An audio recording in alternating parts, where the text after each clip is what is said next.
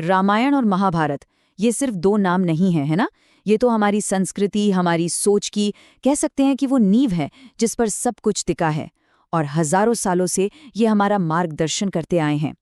तो चलिए आज इसी को समझने की कोशिश करते हैं कि आखिर इन प्राचीन ग्रंथों में ऐसा क्या है जो आज भी इतने रेलेवेंट हैं, इतने जीवंत हैं। एक बहुत ही पावरफुल बात कही जाती है कि अगर ये जानना है कि एक सफल जीवन के लिए क्या क्या करना चाहिए तो रामायण पढ़िए, और अगर ये जानना है कि क्या क्या नहीं करना चाहिए तो महाभारत। सोचिए जरा, दो महाकाव्य और जीवन के लिए दो अलग अलग नियम पुस्तिकाएं। एक हमें आदर्श यानी आइडियल रास्ता दिखाता है और दूसरा हमें असल दुनिया की सच्चाइयों और उसकी उलझनों के बिल्कुल बीच मिलाकर खड़ा कर देता है। अच्छा, एक बहुत जरूरी बात, हम इन्हें अक्सर मिथोलॉजी या मिथक कह देते हैं, है ना? लेकिन पारंपरिक तौर पर इन्हें इतिहास का दर्जा दिया गया है। और इतिहास शब्द का मतलब ही है ऐसा ही हुआ था। It literally means it happened like this. तो ये सिर्फ कहानियां नहीं बल्कि उन घटनाओं का एक रिकॉर्ड मानी जाती हैं जो सच में हुई। हाँ, ये बात जरूर है कि इन घटनाओं के साथ साथ इसमें नैतिक और आध्यात्मिक शिक्षाएं भी बहुत गहराई से बुनी हुई हैं। तो चलिए अब इन महाकाव्यों के कोर में चलते हैं, इनके दिल में, जहां इंसानी रिश्ते हैं, और देखते हैं कि कैसे दो कहानियों में पारिवारिक रिश्ते बिल्कुल अलग अलग तरह से दिखाए गए हैं। और यहीं पर इन दोनों के बीच का जो सबसे बड़ा फर्क है वो एकदम साफ हो जाता है। एक तरफ है त्याग, एकता, निष्ठा, जहां भाई एक दूसरे के लिए सब कुछ छोड़ने को तैयार हैं। और दूसरी तरफ है प्रतिद्वंदिता, बंटवारा और आखिर में युद्ध, जहां चचेरे भाई एक ही सिंहासन के लिए दुनिया का सबसे बड़ा युद्ध लड़ जाते हैं। रामायण का जो आदर्श है उसका सबसे बड़ा प्रतीक शायद भरत है। सोचिए, भगवान राम को वनवास हो गया और भरत को बना बनाया राज मिल गया।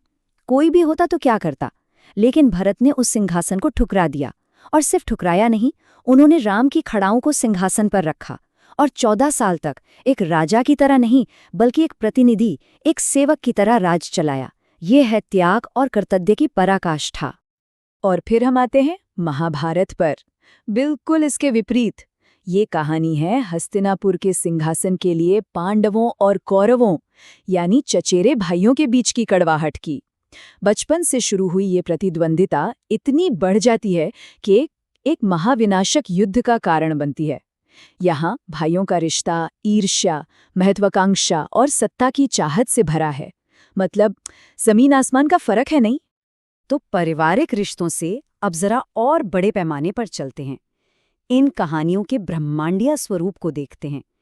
इनके वंश, इनकी ज्योग्राफी और इनका आकार, ये भी एक दूसरे से बहुत अलग हैं।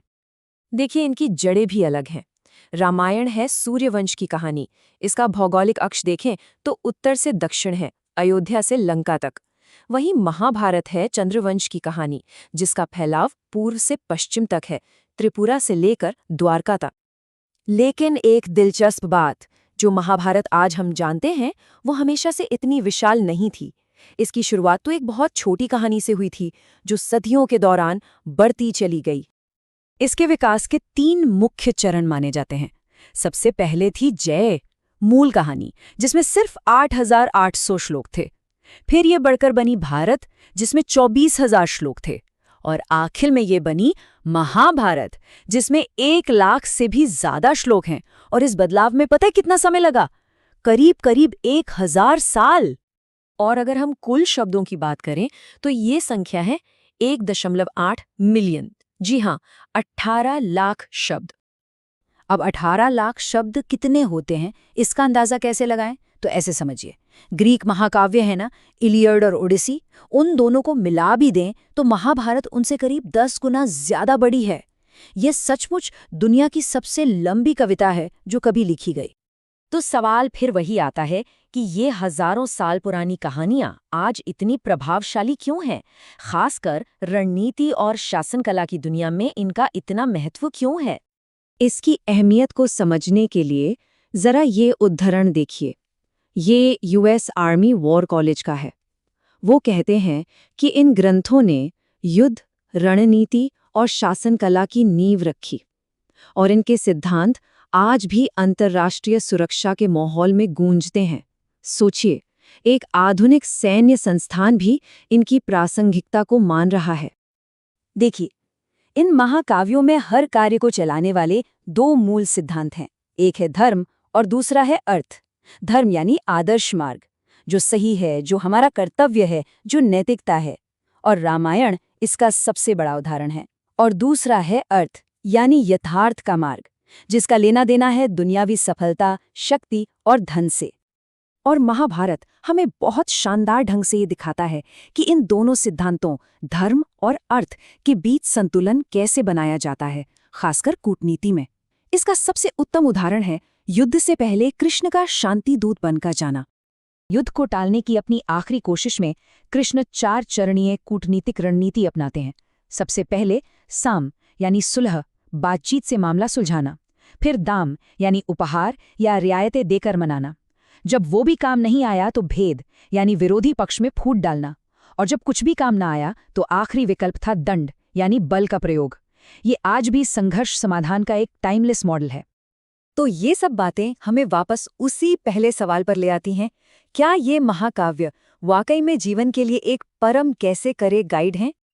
तो अगर हम इसका सार निकालें तो रामायण है क्या करें की किताब। वो हमें एक आदर्शवादी दुनिया दिखाती है, जहां पात्र पूर्ण कर्तव्य और धार्मिकता को निभाने की कोशिश करते हैं। और महाभारत वो है क्या न करें की किताब। वो हमें एक यथार्थवादी दुनिया दिखाती है, जो जटिल दुविधाओं, धोखे और मुश्किल फैसलों से भरी हुई है। और यहीं पर हम एक आखिरी सवाल पर आकर रुकते हैं। आज की इस जटिल दुनिया को समझने के लिए ज्यादा बेहतर मार्गदर्शक कौन है? रामायण का आदर्शवाद या महाभारत का यथार्थवाद? ये वो सवाल है जिसका जवाब शायद हम सबको अपने अपने लिए खुद ही खोजना होगा।